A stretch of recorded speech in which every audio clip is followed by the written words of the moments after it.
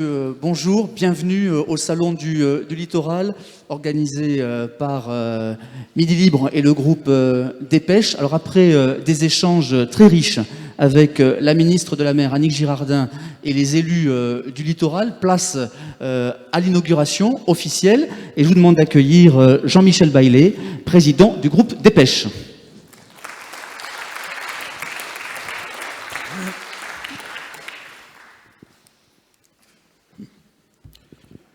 Madame la ministre, chère Annick, Monsieur le préfet, mon général, Monsieur le consul général du Japon, Monsieur le vice-président de la région et cher Didier Codragnou, Monsieur le maire de la Grande Motte, Monsieur le président de l'ANEL qui est par là et que je retrouve avec bonheur, cher Jean-Claude Guessot, quand même, quand on est ici, on ne peut pas ne pas saluer le ministre Guessot. Et je le fais avec beaucoup de plaisir et d'amitié. Mesdames et messieurs les élus, mesdames et messieurs, c'est avec un très grand plaisir, mais aussi une réelle émotion, d'ailleurs teintée d'air marin, que nous inaugurons aujourd'hui cette 3e édition du Salon du Littoral, ici, à la Grande Motte, dans ce magnifique palais des congrès. Monsieur le maire, et bravo, vous êtes un bâtisseur, et comment pourrait-il en être autrement à la Grande Motte? Un salon du littoral organisé par le groupe Dépêche, qui, avec ses titres Midi Libre et l'Indépendant, offre non pas une fenêtre, mais une large et belle baie vitrée sur la Grande Bleue. Merci, Madame la Ministre, très chère Annick, de votre présence. C'est un honneur pour nous, une reconnaissance pour cette manifestation et aussi une joie pour moi, au nom de nos relations amicales, tellement anciennes. J'ai même envie de dire au nom de notre complicité de toujours. Malgré ces temps de crise sanitaire qui nous enjoignent naturellement à la vigilance, et je vois que tout le monde respecte les gestes barrières et le port du masque, et je vous en remercie. À la vigilance et à la préservation de la santé de toutes et tous, je suis particulièrement heureux de vous accueillir ici, au pied des célèbres pyramides de la Grande Motte. Une ville résolument tournée vers la Méditerranée et qui a su, malgré son jeune âge, fondé en 1974, monsieur le maire, donc vous êtes très jeune, sous l'impulsion de la mission Racine, le commissariat au plan c'était quelque chose à l'époque, avec les talents de l'architecte Balladur, vous avez su relever tous les défis. Celui d'une architecture à nul autre pareil, bien sûr, mais aussi celui du tourisme de qualité et de la plaisance responsable.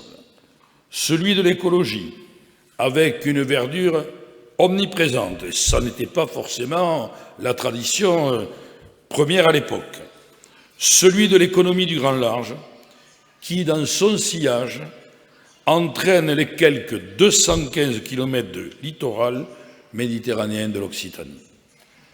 Mais il ne faut pas le nier, comme tous les autres secteurs d'activité de notre pays, l'économie maritime, et vous en parliez tout à l'heure, mes chers collègues les maires, lors de votre rencontre petit déjeuner à la ministre, tous les autres secteurs d'actualité de notre pays, l'économie maritime a elle aussi été durement touchée par l'impact de la pandémie, ce qui a poussé chacun d'entre nous à changer ses habitudes, à faire évoluer le monde du travail encore plus rapidement qu'auparavant, à rechercher de nouveaux modèles économiques, à inventer de nouveaux modes de gouvernance pour aller conquérir de nouveaux marchés.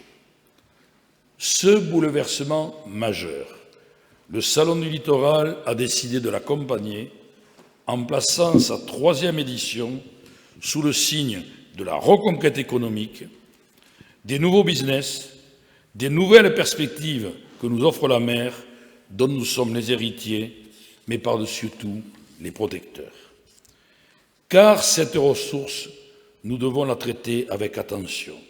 Il faut en prendre le plus grand soin si nous voulons transmettre ce patrimoine intact et bonifié aux générations futures. Il faut réduire nos impacts, car il en va de la préservation des milieux. Il faut protéger les espaces marins et littoraux, car il en va de l'équilibre naturel. Il faut respecter cette immensité dont nous sommes les obligés, peut-être encore plus en mer que sur terre. La Méditerranée, de la Camargue à la Côte Vermeille, constitue un territoire d'innovation qu'il convient de révéler sans affaiblir, de sublimer sans piller.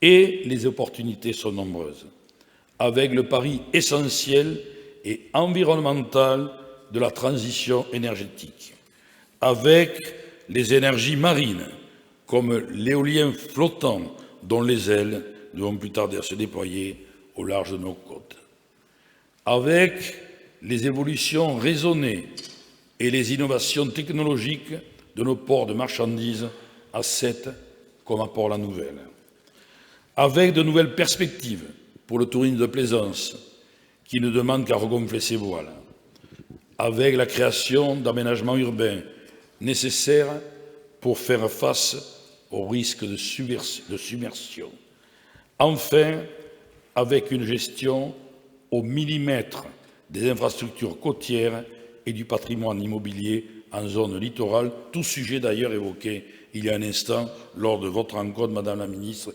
avec les maires présents. Oui, la Méditerranée est une terre nourricière, à condition qu'on la cultive de la poupe à la proue, à tribord comme à bâbord. Oui, c'est le navigateur modeste que je suis qui vous parle, mais cet attachement à la mer Méditerranée va bien au-delà du plaisir de voguer. C'est de philosophie de vie dont il s'agit. C'est à nous d'imaginer les potentialités économiques qui, dans le respect de la préservation de l'univers marin, favoriseront l'émergence d'un modèle vertueux pour l'homme et pour la nature. Vous l'avez compris, en se positionnant pendant 2 jours comme plateforme de rencontre et d'échange entre tous les acteurs attentifs et concernés par le développement durable du littoral, ce salon, initié par le groupe des pêches et mis en scène par son titre leader ici, Midi Libre, va rassembler plus de 30 exposants et 25 intervenants. Je veux remercier sincèrement les collectivités engagées à nos côtés, à l'instar de la région, partenaires de la première heure et de toujours, les professionnels passionnés, les experts à l'analyse juste, les exposants, fins connaisseurs du monde marin. Nos partenaires, publics et privés, avec qui et pour qui nous construisons chaque année ce salon. Nous rejoignons sur scène à l'issue de cette session d'ouverture pour montrer la force du collectif réuni autour de ce salon. Tous ont la passion et la conviction de la Méditerranée. Tous sont acteurs de synergies constructives et ambitieuses à l'image du Parlement de la mer, cher à Didier Codorniou, que nous accueillerons cette année encore mercredi matin, ou du plan Littoral 21, 2 actions symboles du dynamisme collaboratif public-privé sur notre territoire. Et notre rôle en tant que médias est d'être présents au cœur de cet événement, de l'animer avec nos spécialistes pour toujours mieux informer nos lecteurs et nos partenaires des enjeux du XXIe siècle. Et cela, aussi bien dans les pages de nos quotidiens que sur nos sites Internet. Des sites consultés jusqu'à l'autre bout du monde, à commencer par le Japon, Monsieur le Consul général, qui pour la première fois dans l'histoire de ce salon inaugure une dimension internationale. Ce n'est pas un hasard. La France et le Japon sont liés par le dialogue maritime, signé en 2019,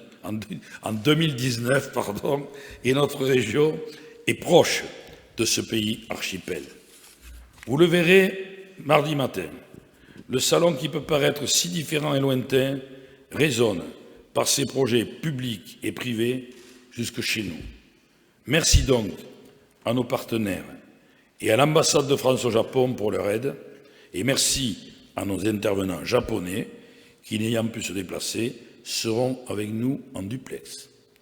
Nous leur enverrons, à eux comme à vous, les embruns et l'air marin d'une Méditerranée promise un grand avenir, un avenir à l'horizon infini qui se joue désormais du haut de ces pyramides. Je vous souhaite à toutes et à tous un excellent salon.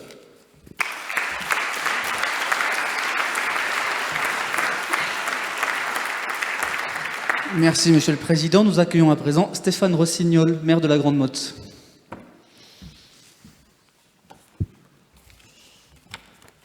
Madame la Ministre, Monsieur le Préfet, Monsieur le Ministre, Président du groupe La Dépêche, Monsieur le Président du Port de Sète, Monsieur le Ministre cher Jean-Claude Guessot, Général, Monsieur le Président de l'ANEL, Madame la Vice-Présidente de la FIN, Monsieur le Président de l'UVPO, Madame, Messieurs les maires et élus de notre littoral, Mesdames, Messieurs, je vous souhaite la bienvenue dans ce palais des congrès qui porte le nom de Jean Balladur, cet architecte qui a imaginé, dessiné, créé cette ville contemporaine dont vous venez de parler, Monsieur le Président, qui aujourd'hui a 46 ans en tant que commune, mais qui a 52 ans depuis sa création en 1968.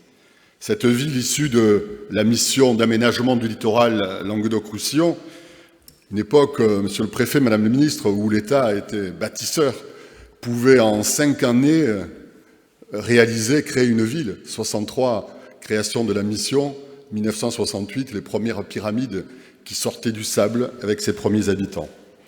Alors, je suis d'autant plus heureux de vous accueillir que, je viens de vous le dire, Madame la Ministre, je devais être ce matin à Matignon, suite à la visite du Premier ministre Jean Castex à la Grande Motte le 11 août dernier, à qui j'avais remis un dossier ambitieux que je porte pour ma ville, le projet Villeport, et je devais présenter à ses conseillers ce matin ce dossier. Le rendez-vous est reporté au mois d'octobre et je peux être ainsi parmi vous pour vous accueillir.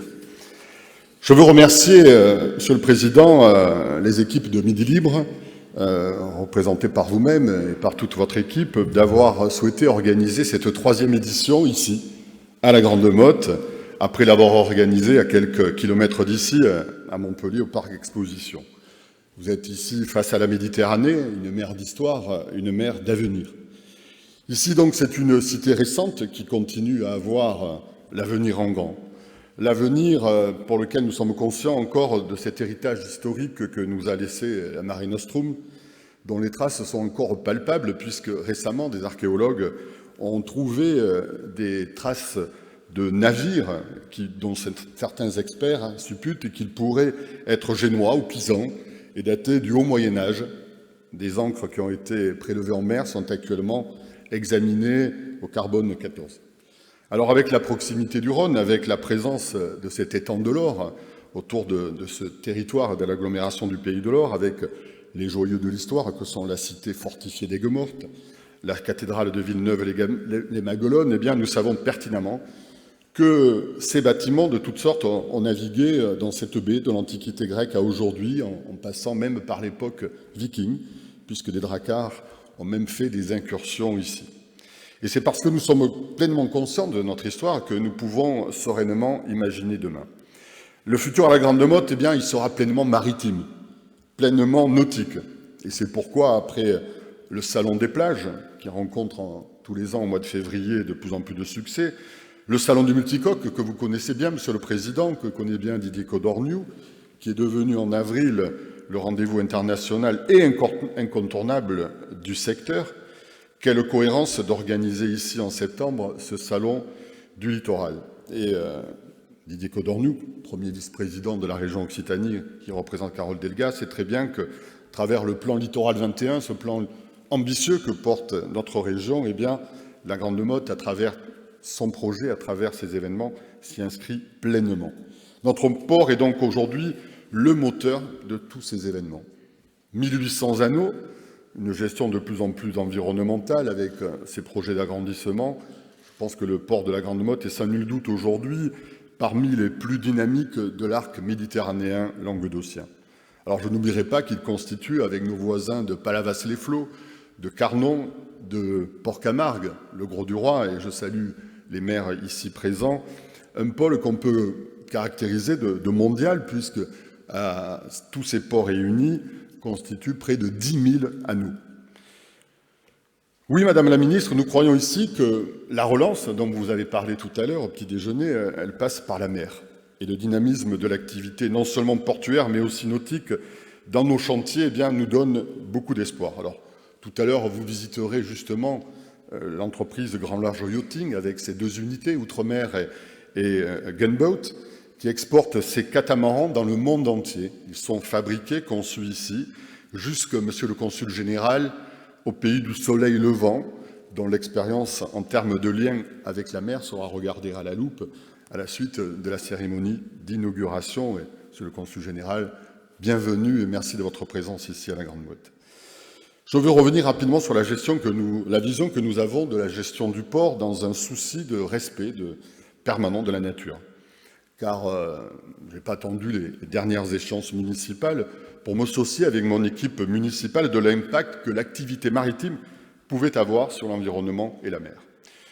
Nous avons été précurseurs à la Grande Motte pour les poubelles de la mer, le projet Sibine, qui permet de recueillir au maximum les rejets en mer, notamment dans le port. Parallèlement, avec la surfréquentation touristique, c'est une chance aussi de nos plages, eh bien avec l'agglomération du Pays de l'Or que je préside, nous avons mis en place une politique de 0 déchet sur les plages en supprimant les poubelles sur les plages. Alors, la tâche n'est pas aisée. Il faut que nos populations, aujourd'hui, fassent preuve de plus de civilité qu'ils ne le font et que les mentalités évoluent dans ce domaine. Mais notre vision de la ville portuaire et maritime de demain passe également par la thalassothermie, puisque nous portons un projet avec la société Dalkia de chauffer à travers l'eau de mer les appartements et de les refroidir également. Enfin, ce qui va ancrer notre port dans le XXIe siècle, j'en parlais au début de mon propos, c'est ce projet Villeport. Un projet de création de 400 anneaux supplémentaires, au-delà de 500 logements qui seront aussi construits à côté de ces 2 nouveaux ports, à travers un aménagement urbain et ce rapport à l'urbain qui est repensé dans ce projet, qui va réduire la place de la voiture. Et on sait que pour les usagers, ce n'est pas facile de voir les voitures s'éloigner du port. Nous allons en quelque sorte reconstituer une petite forêt urbaine, une promenade qui ira vers ces nouveaux bassins portuaires. Et parallèlement, la création d'une vaste trouée verte en son sein, c'est un moyen de désartificialiser les sols et donc de leur permettre de mieux absorber les eaux de pluie. J'ajoute, et cela me paraît indispensable, que l'habitat qui sera réalisé sur l'emplacement des halles nautiques aujourd'hui se fera dans les normes environnementales les plus poussées, avec le respect de cette architecture que nous a laissée Jean Balladur dans cet écrin de verdure, puisque si nous sommes la cité des pyramides, une ville faite de béton, c'est aussi un jardin méditerranéen, puisque plus de 70% de la surface de la Grande Motte est constituée d'espaces verts. Nous voulons donc ici créer la cité balnéaire du XXIe siècle. Je le disais, une cité qui, malheureusement, a souvent été connue pour être la cité du béton, mais qui est un véritable écrin de verdure. Alors ici, nous avons des ambitions sportives aussi, avec des outils de grande qualité, comme notre yacht club, comme le centre d'entraînement Méditerranée, où l'équipe de France à la voile vient régulièrement s'entraîner, qui fait que la Grande Motte est un haut lieu du nautisme en Méditerranée. Et ce week-end dernier, nous avons d'ailleurs accueilli une des 4 étapes de l'Engie Kite Tour, qui nous a amené les plus grands riders du monde. La Grande Motte a été labellisée terre de jeu. Elle est ainsi positionnée pour être une base arrière des Jeux Olympiques de Paris, dont les épreuves nautiques, on le sait, se dérouleront pas très loin d'ici, à Marseille. Alors, une fois de plus, merci aux organisateurs du Salon du Littoral, et merci à vous, cher Claire Charbonnel. Je pense que vous n'êtes pas trompé en choisissant la Grande Motte, Monsieur le Président, pour cette 3e édition. Je souhaite donc un bon salon à tous les congressistes, en vous remerciant une nouvelle fois, Madame la Ministre, d'être venue présider cette édition ici à la Grande Motte. Et je sais que nous pouvons, malgré ce lourd contexte sanitaire que nous subissons, en tout cas, que ce salon se déroule dans les meilleures conditions. Bonne journée à toutes et à tous.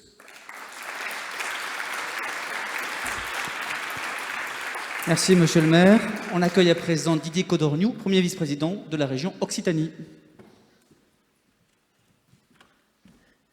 Très bien, bonjour, bonjour mesdames, messieurs. J'enlève mon masque de la Coupe du Monde de 2023. Monsieur le Président, mon cher Jean-Michel Baillet, bonjour à vous tous. Madame la Ministre, Monsieur le Président du groupe La Dépêche, Monsieur le maire, Monsieur le Préfet, Monsieur le Général, Monsieur le Président de l'ANEL, Monsieur le Président du cluster maritime français, Monsieur le ministre, Mesdames, Messieurs, les membres du Parlement de la mer, Mesdames, Messieurs, en vos grades et qualités, permettez-moi tout d'abord d'excuser la présidente Carole Delga, qui m'a demandé aujourd'hui de la représenter.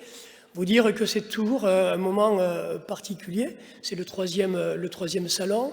Ce salon, il est important pour la communauté maritime. Madame la ministre, hier soir, nous avons pu échanger sur la stratégie que vous portez, sur les enjeux de l'économie maritime, sur la façon dont vous souhaitez aller vite, puisqu'en même temps, vous avez beaucoup parlé, et même ce matin, de votre volonté d'action, de défi, et donc je suis sûr que vous allez réussir ce magnifique ministère de la mer, tant voulu et souhaité par tous les acteurs ici présents. Lors des assises de l'économie maritime à Montpellier, le président de la République avait vraiment lourdement insisté sur la croissance bleue, sur les enjeux. Et puis, quelques mois après, par la création de ce ministère, vous pouvez compter sur nous, sur le Parlement de la mer, mais également sur toute la communauté maritime de l'Occitanie pour vous aider, pour vous accompagner, pour vous appuyer, peut-être aussi pour vous souffler quelques expérimentations et quelques innovations. Je vais y revenir tout à l'heure. Et puis ce salon aussi, il est né grâce au président du groupe La Dépêche, Jean-Michel Baillet, avec vos équipes. Depuis quelques années, quand nous avons créé le Parlement de la mer, avec le président Christian Bourquin, soufflé par Serge Payarès. Ce Parlement de la mer, il s'est étoffé, il a pris corps, il a fédéré, et puis il est surtout en action. Et moi, l'ancien joueur de rugby, j'aime bien, et je crois que Serge le dit souvent avec Patrick et Michel et Dédé Lubrano, de transformer l'essai. Ce qui est important, c'est de faire, c'est de dire et surtout de faire, et derrière d'avoir aussi les moyens. Les moyens, on les a eus d'une manière très très forte avec la volonté politique de la présidente Carole Delga de créer une direction de la mer. Et je salue la directrice de la mer, Marie Jacquerian, qui est ici avec l'ensemble de son équipe. Nous avons structuré, comme vous le faites, Madame la Ministre, d'essayer aussi de persuader votre président, ma présidente, pour avoir des moyens et pour construire ce que vous avez dit ce matin sur le plan d'accompagnement, et notamment les 200 millions qui sont fléchés pour la croissance bleue. Nous, modestement, sur notre région, Occitanie, nous avons créé ce Parlement, et puis est née la belle idée de ce plan Littoral 21. Plan Littoral 21, également, on a pu réaliser énormément d'ouvrages et de dossiers. On parle d'1 milliard d'euros. Sur le milliard d'euros, sur les 3 dernières années, nous avons consommé tout ce qui avait été fléché. Et ce milliard d'euros, il a pu être fait, Madame la Ministre, avec les services de l'État, que je salue, et également avec la Caisse dépôt-consignation, que je salue également. Je ne sais pas si Thierry Rabault est parmi nous, le directeur de la Caisse dépôt-consignation. Et nous avons, voilà, il est là, je le salue, et nous avons construit ce plan Littoral 21 avec 3 axes stratégiques. Le premier axe, c'était sur la résilience du littoral, sujet qui nous préoccupe. Et d'ailleurs, ce matin, Lors des débats, Madame la Ministre, un certain nombre de questions vous ont été posées sur le réchauffement climatique, sur consommer différemment, s'adapter. Je crois que ce mot « s'adapter », il est vraiment d'actualité par rapport au Covid, bien sûr, mais également par rapport au modèle économique. Ce salon illustre la réussite de notre pari collectif pour la croissance bleue. Nous avons lancé une vaste étude économique. C'est important, quand on parle de la croissance bleue, de bien connaître notre potentiel. Et notre potentiel, en fait, il est bien identifié. Il représente 8 milliards d'euros sur l'Occitanie. Il représente donc 43 000 entreprises pour 32 000 emplois. Et on pourrait décliner, comme le fait donc Frédéric Moncani, avec, dans le cadre du cluster, toute l'économie de la croissance bleue. Et c'est important parce que quand on monte à Paris, quand on travaille donc avec le secrétaire général de la mer, avec les structures, alors peut-être effectivement nombreuses, et il va être important, Madame la Ministre, pour vous, de donner une lecture peut-être beaucoup plus claire pour les élus locaux, pour qu'en même temps on puisse être très réactif et être dans l'efficacité. Ce pari du salon, il est double pour nous. Il est double parce qu'en même temps on parle donc de créer encore plus de richesse. Derrière la richesse, c'est l'emploi. Nous sommes une région où nous avons 50 000 donc, entrées par la région, où 50 000 habitants arrivent en Occitanie. 15 000 viennent vivre sur le littoral et il y a un enjeu, bien sûr, de se loger avec le réchauffement climatique, avec le problème des plages qui disparaissent. Et là, il y a un vrai sujet de fond à traiter. Et puis, préserver la biodiversité et la fragilité de nos territoires, protéger le littoral, avec bien sûr la mission littorale, la loi littorale, qui permet de pouvoir s'adapter mutuellement et régulièrement. 3 mots me viennent à l'esprit, l'innovation, l'expérimentation et s'adapter. L'innovation, je crois que c'est aussi avec ce plan littoral 21 qui est en train de transformer notre littoral. Je viens de le dire, sur les 3 axes, et aujourd'hui on voit l'attente qu'il y a sur un autre plan qui pourrait être un plan État-région, que nous travaillons, Madame la Ministre, avec le préfet de région, avec l'ensemble des préfets des façades, pour construire donc ce contrat qui pourrait nous engager pour les prochaines années. Je crois qu'il est très très attendu. Et puis, je reviens un peu sur la période donc, des masques, ça a été dit par mon ami Jean-Michel Baillet, sur le post-Covid. Nous avons dû répondre à 3 temporalités. Donc après le post-Covid, la première, c'est l'urgence de rouvrir les ports. Serge Payarès en a parlé ce matin, et également les plages. Et là, les plages avec donc l'ensemble des élus, et je saluerai Patrick Toustou, qui avec le Parlement de la mer, on a écrit au Premier ministre, Jean Castex, des propositions qui ont permis, donc, entre les parlementaires et l'ensemble de tous les pétitionnaires, donc, de pouvoir proposer de rouvrir les plages. Parce que, chers amis, il y a quelques mois, avant que la saison soit passée, on ne savait pas comment on allait vivre cette saison. Et globalement, même si effectivement c'est difficile, ça a été difficile, et notamment pour les grosses entreprises, je passe notamment pour des boîtes comme Airbus Industrie, mais la saison s'est faite donc sans heurts, avec énormément de monde, donc, puisque les avions ne décollaient pas, donc une population forte sur nos territoires littoraux, et donc avec beaucoup de satisfaction des élus locaux.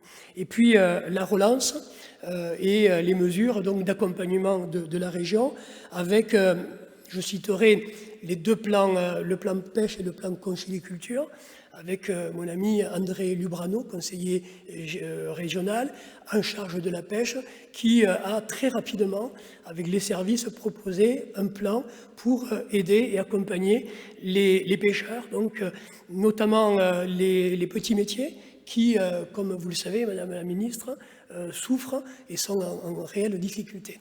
Je salue également donc, le président de la pêche régionale, donc, mon ami Bernard Pérez, qui est à nos côtés et qui en même temps donc, travaille avec nous au niveau du Parlement de la mer et des enjeux liés à la pêche en Méditerranée. Vous avez évoqué, Madame la ministre, l'Ifremer et la pollution. Pour moi, les deux sont liés. Nous avons une Méditerranée donc, qui effectivement donc, est mal en point, avec notamment les plastiques, où 80% des pollutions viennent de la Terre.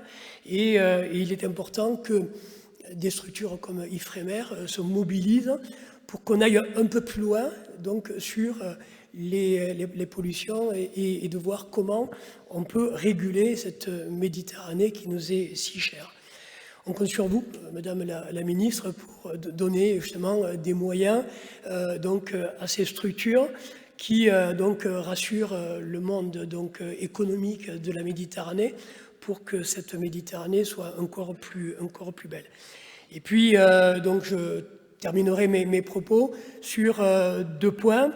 Un qui me tient à cœur, c'est les éoliennes flottantes. On en a parlé aussi.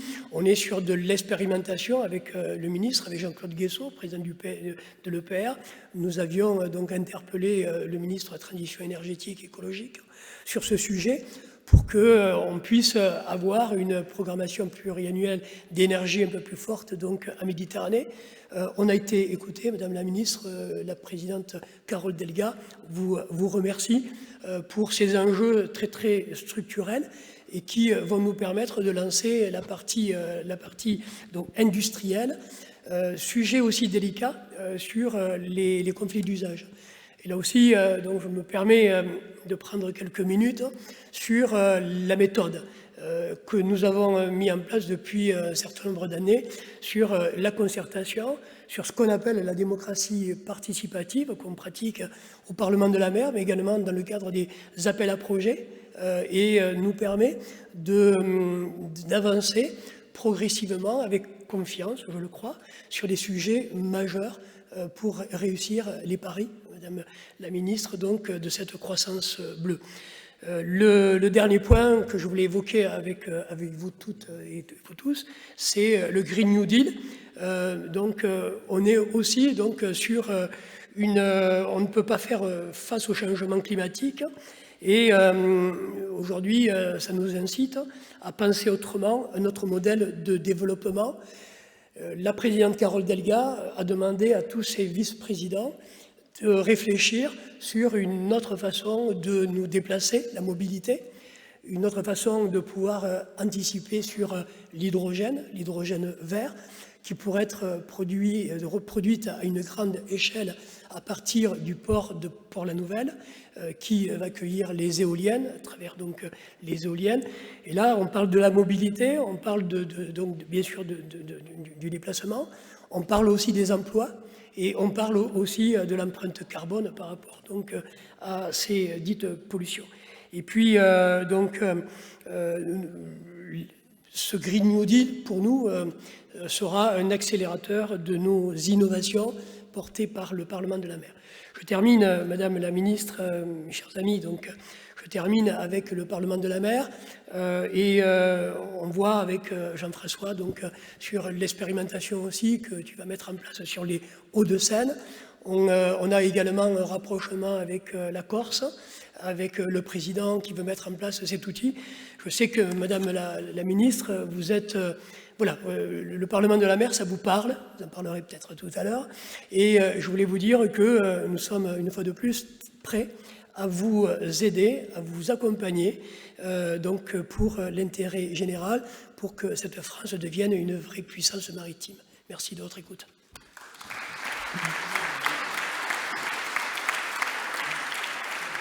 Merci Didier Codorniou. On accueille à présent la ministre de la Mer, Annick Girardin.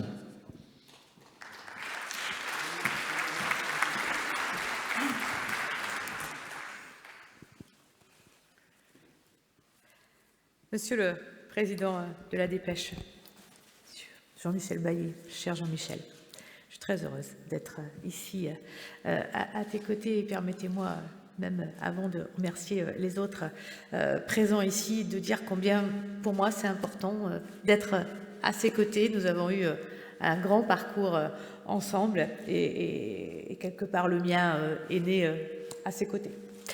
Merci beaucoup, cher Jean-Michel. Alors, monsieur le vice-président, monsieur le premier vice-président du Conseil régional, monsieur le maire de la Grande Motte, monsieur le préfet, monsieur le ministre, on est trois. Monsieur le consul général du Japon, monsieur le président du cluster maritime que j'ai vu, monsieur le président de l'ANEL, messieurs, mesdames les élus, chers amis, moi je suis heureuse de pouvoir être présente pour l'inauguration de ce salon du littoral. En tant que ministre de la mer, venir à votre rencontre est pour moi une évidence car je partage avec le Premier ministre la conviction que l'engagement du gouvernement n'a de sens que s'il fait le pari de la proximité. Pour le ministère de la Mer, la proximité, c'est bien sûr celle du littoral, de ses habitants, de ses amoureux de la mer, de ses élus, des professionnels, des collectivités. Je veux que mon ministère apporte une plus-value à tous ceux qui vivent sur le littoral et qui rêvent de se balader sur le sentier du littoral. Dans le contexte sanitaire actuel, pouvoir être réunis aujourd'hui est une occasion très particulière de puiser dans notre capitale maritime les innovations et les solidarités nécessaires pour affronter la crise économique que nous vivons, la crise sanitaire, la crise économique et la crise sociale que nous vivons. Mais puiser aussi dans la mer les solutions est quelque chose que nous pouvons faire ensemble, car moi je suis persuadée que la mer est un territoire de solutions. Et prononcer ici mon premier discours littoral à la Grande Motte est un symbole à plusieurs titres. D'abord, l'histoire de l'aménagement, vous l'avez dit, monsieur le maire, des littoraux se conjugue ici au présent. Je fais référence bien sûr au geste architectural de Jean Balladur, mais également à son engagement en faveur d'une démocratisation du tourisme.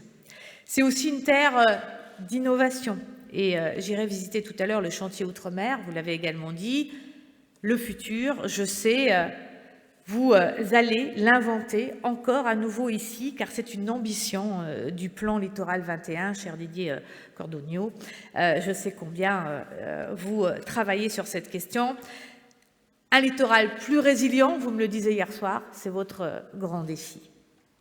C'est le défi de d'autres élus de ce littoral. Nous sommes sur les rives de la Méditerranée.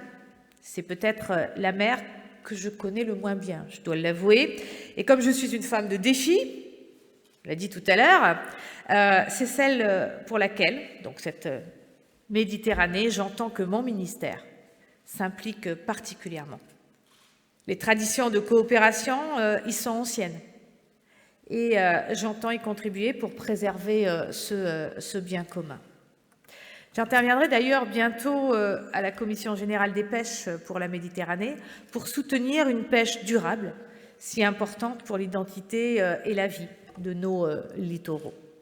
Enfin, le président de la République a prononcé, non loin d'ici, à Montpellier, en décembre 2019, son discours pour un 21e siècle maritime.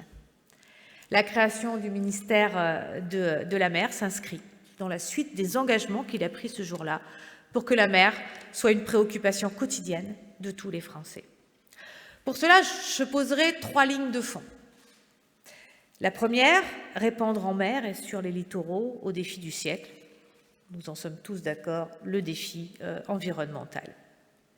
La biodiversité marine doit être préservée et valorisée durablement. Les littoraux et espaces marins doivent contribuer au bien-être de la société. Pour cela, nous devons agir, bien sûr, pour la qualité des eaux, améliorer celle de l'air, accélérer nos actions pour nous permettre d'atteindre l'objectif zéro déchet plastique en mer en 2025. Est-ce qu'on peut faire plus vite? Je l'espère, je l'aimerais, j'y travaillerai. Nous devons aussi permettre à chaque Français de se saisir de la préservation de la mer et d'y participer. Et les exemples ne manquent pas où nous devrons être plus performants en matière écologique. Il est nécessaire d'accompagner les ports de commerce à être des ports zéro émission. On ne peut pas vouloir construire des liens entre les villes et les ports si, de leurs fenêtres, les habitants voient s'élever d'énormes panaches de fumée noire. C'est quelque chose qui n'est plus aujourd'hui acceptable. Deuxième ligne de fond, faire de la France une puissance économique océanique en accompagnant le développement et la transformation de la filière maritime. Alors, on l'a dit tout à l'heure, malgré 91 milliards d'euros de chiffre d'affaires, malgré les 400 000, et je regarde le cluster maritime, malgré les 400 000 emplois liés à l'économie maritime nationale, dans l'industrie, dans les services, la croissance bleue n'est pas encore une réalité suffisante en France. L'économie maritime doit jouer un rôle structurant sur nos territoires, bien sûr, littoraux. Elle organise dans tout le pays des chaînes de valeur avec des industries de premier rang et aussi des pépites. J'en verrai une tout à l'heure, mais de vraies pépites que nos concitoyens ne connaissent pas toujours assez et dont il faut être fiers et davantage les montrer. Ce diffus tissu social et économique qui dynamise nos littoraux constitue le socle pour accueillir nos concitoyens et construire ce tourisme de qualité que vous revendiquez. D'ailleurs, les Français l'ont plébiscité cet été et il faut que l'on puisse s'en féliciter parce qu'il y avait de fortes inquiétudes sur l'ensemble du littoral, sur comment cet été allait pouvoir se passer en termes touristiques. Eh bien, même s'il n'a pas été excellent partout, les retombées sont plus importantes que ce qu'on avait pu craindre, et tant mieux. Je suis déjà, bien sûr, également à vos côtés pour faciliter l'ancrage, bien sûr, des ports de plaisance. Vous avez des projets dans leur territoire et je vous aiderai à pouvoir porter ces projets. Ce sont des vrais leviers d'attractivité des territoires et je souhaite avec vous qu'on fasse des littoraux autant de fenêtres sur la mer, avais-je écrit, mais le président Bailey a parlé de baies vitrées et donc on va en installer des plus grandes que des fenêtres. Vous avez raison, Monsieur le Président. C'est important qu'on ait cette vision très large de ce qu'est notre mer et j'y contribuerai ou j'y apporterai ma pierre. Et puis, troisième ligne de fond, faire rayonner la France par la mer. Alors, chaque Français doit réaliser à quel point la mer compte dans l'avenir de la France, dans l'avenir de la planète. La refondation du ministère de la Mer a eu des échos internationaux très positifs. Cet acte politique doit contribuer désormais à l'action de la France en Europe et à l'international, je le disais tout à l'heure, et bien sûr ici, en Méditerranée. Les pays côtiers de la Méditerranée sont très en demande de coopération, même si on ne se limite pas à la Méditerranée, Monsieur le Consul général du Japon, les pays côtiers attendent effectivement cette coopération sur tous les sujets maritimes, notamment s'agissant des infrastructures maritimes ou encore du traitement des déchets, ce qui pourrait constituer quelque part l'aiguillon dont nous avons besoin pour mettre en place concrètement un projet Méditerranée commun.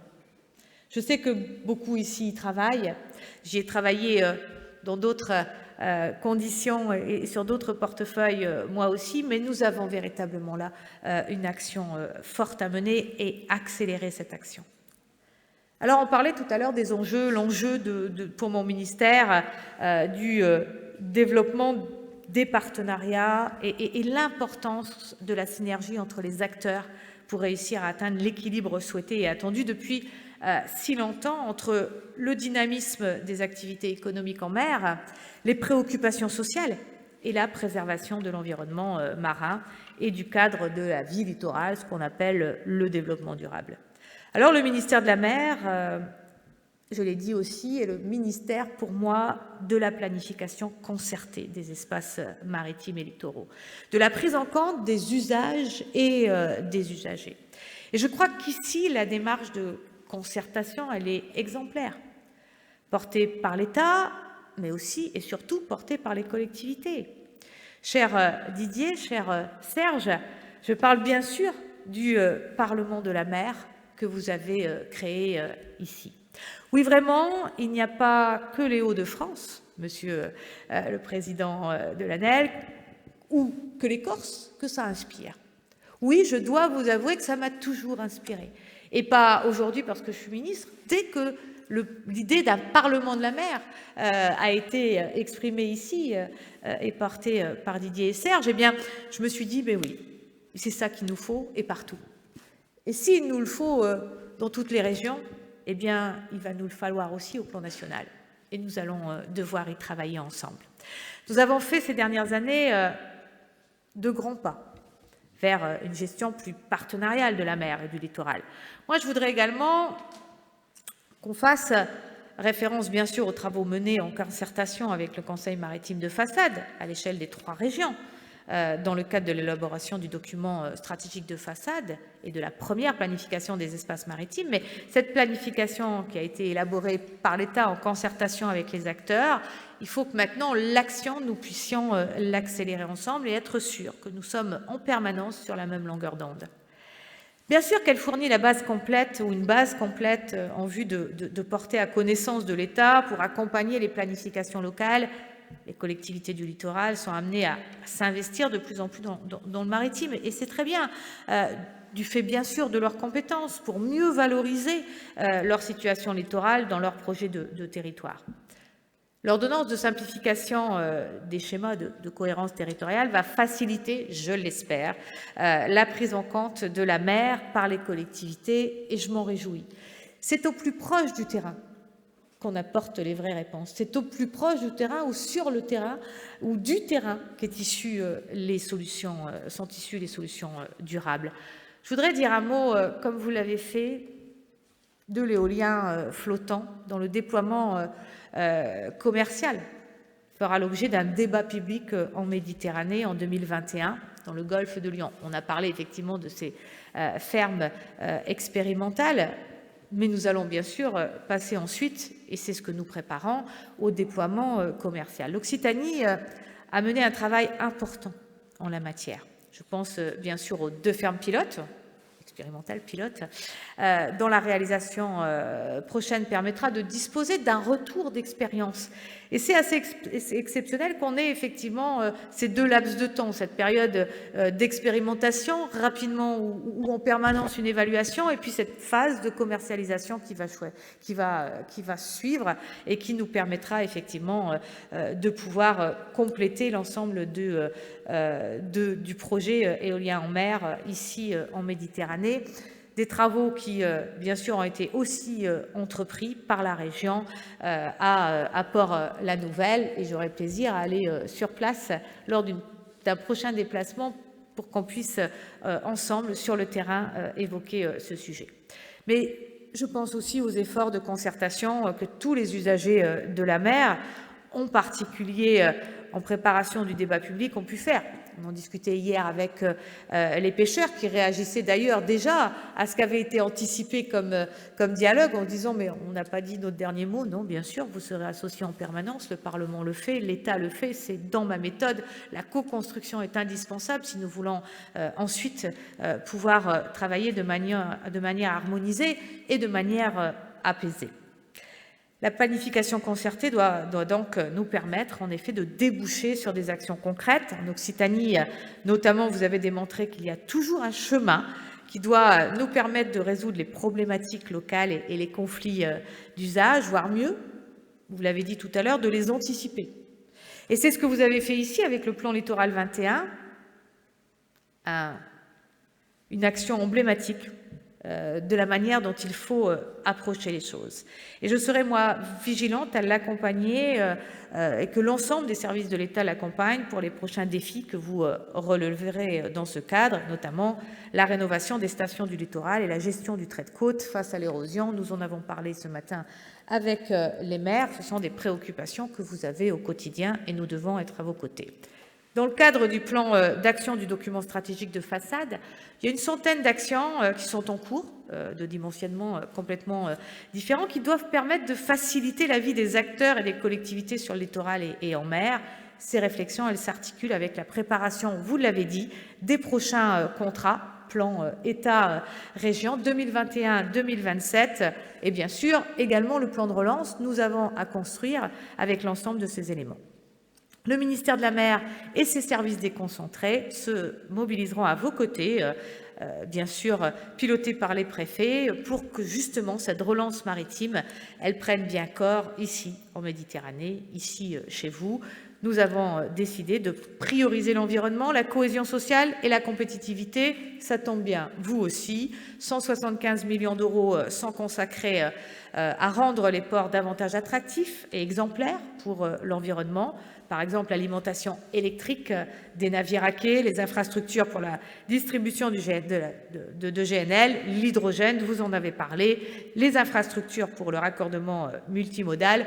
Tout ça, vous l'avez pensé, nous devons le concrétiser ensemble. 25 millions seront consacrés au verdissement de la flotte, des phares et balises. C'est important que l'État montre également l'exemple. C'est important aussi que nous puissions regarder comment il est possible d'en faire de même pour l'ensemble des flottes privées. 50 millions d'euros sont dédiés à la filière de la pêche et de l'aquaculture durable. J'ai eu l'occasion de le dire hier aux acteurs. Je souhaite que cela soit l'occasion de projets transformateurs et de coopération entre les acteurs, par exemple, pour anticiper les évolutions nécessaires des engins de pêche. Là aussi, j'ai pu assurer de mon soutien. Au-delà de ces sujets spécifiques, la démarche est de faire inscrire des projets maritimes dans le domaine de la biodiversité, de l'innovation, de l'industrie de la mer, du tourisme, de la culture, enfin sur toutes les lignes du plan de relance, la mer doit y retrouver ses petits. Et nous allons pouvoir y travailler. France Relance est un formidable outil ou une opportunité pour la reconversion de nos économies, pour l'adapter aux défis futurs de nos territoires. Nous devons utiliser davantage cet outil qui nous est proposé. Comptez sur moi pour conforter les approches engagées au niveau local, pour prendre en compte les spécificités des territoires littoraux, notamment sur la gestion des interfaces terre-mer, croisant bien sûr les responsabilités propres de l'État, mais aussi celles des collectivités territoriales. C'est ensemble que nous devons travailler. Et pour finir, mesdames et messieurs, vous l'avez compris, et c'est pour ça que je suis venue sur le terrain vous le dire, ma méthode, c'est bien la co-construction. Alors, je vous souhaite de très beaux échanges tout le long de ce salon pour partager vos ambitions maritimes et vos ambitions, bien sûr, pour la Méditerranée. Merci beaucoup de votre écoute.